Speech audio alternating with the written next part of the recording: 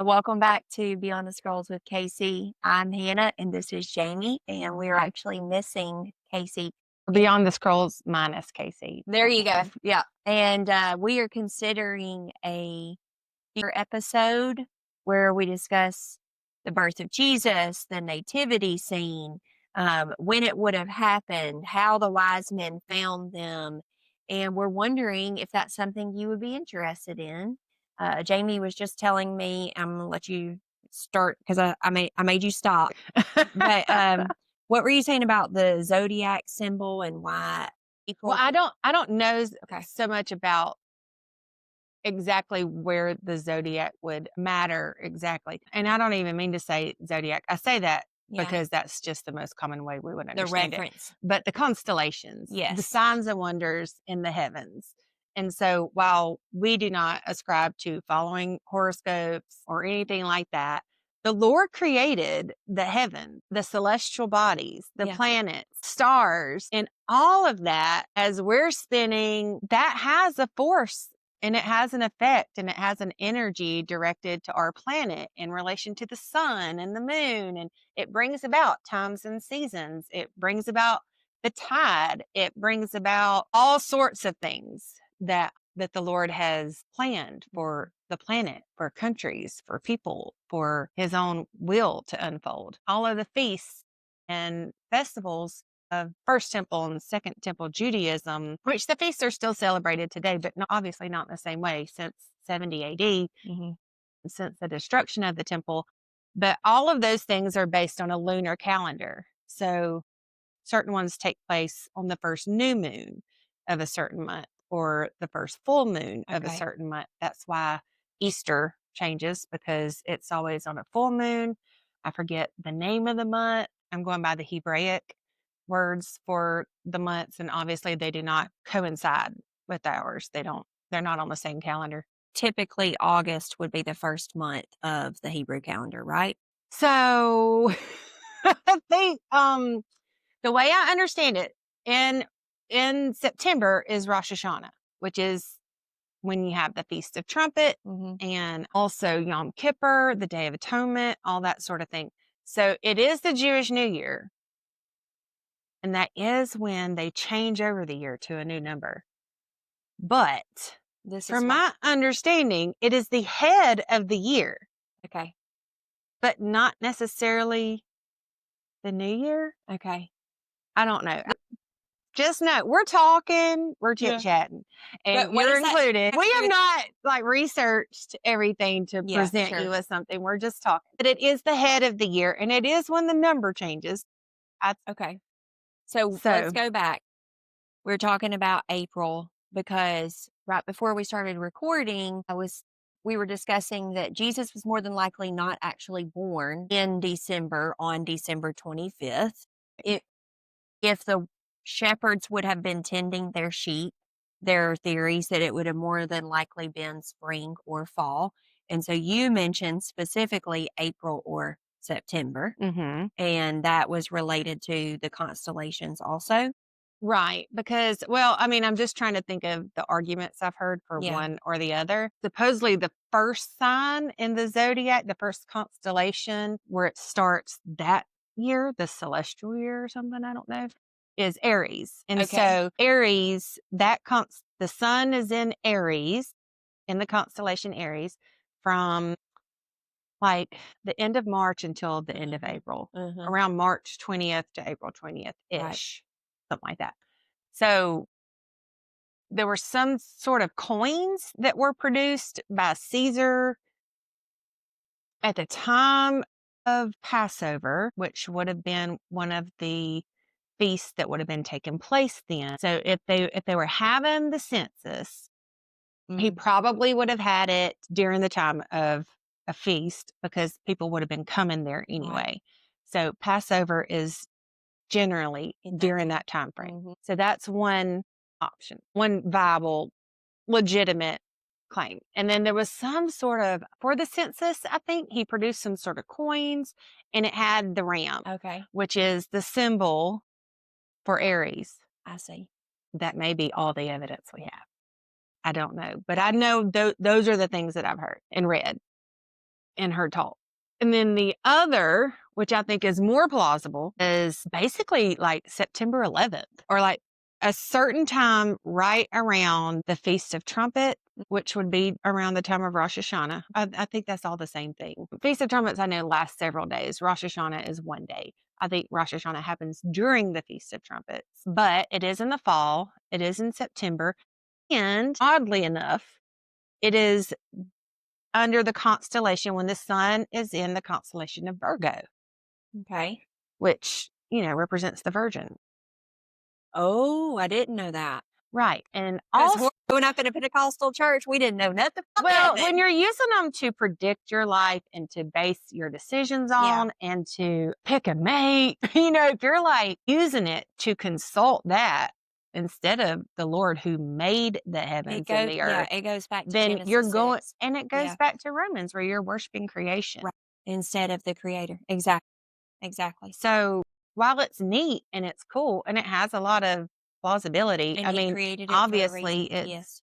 it there's something to it. There's Mhm. some science to it. And the Magi were aware of that. They followed the constellations. They knew when they saw a certain constellation in relation to a star and, this conglomeration of signs and wonders in the heaven. Mhm. When they viewed that, they knew there is a king that is being born and he's king of the Jewish people because nations even had their own, and I guess still do now. I don't know. I don't know any active magi or astrologers.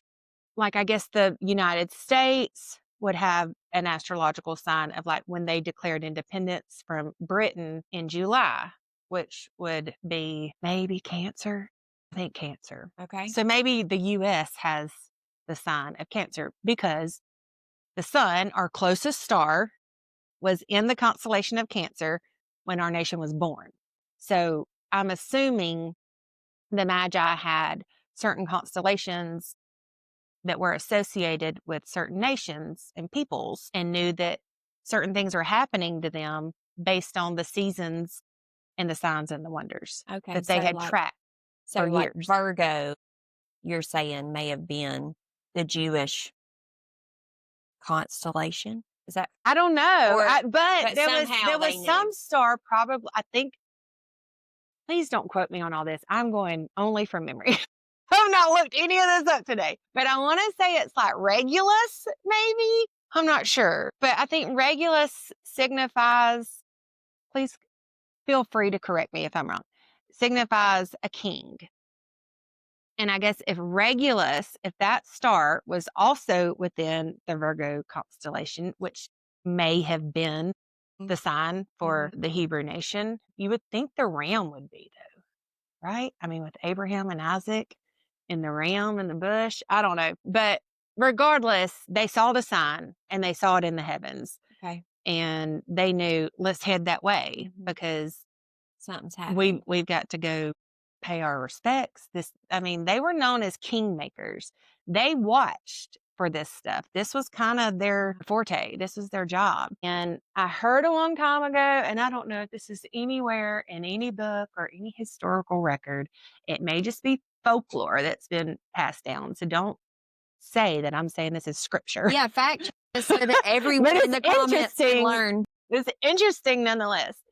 So this rabbi, he told us a story that it is told, or it has been passed down and told through messianic tradition of loving Jesus as a Jewish person, that the Magi were obviously in Babylon. So, the Jews were taken out of their homeland, out of the exiled. promised land, and exiled to Babylon. Yep. And they spent a lot of years there. And Daniel was with them.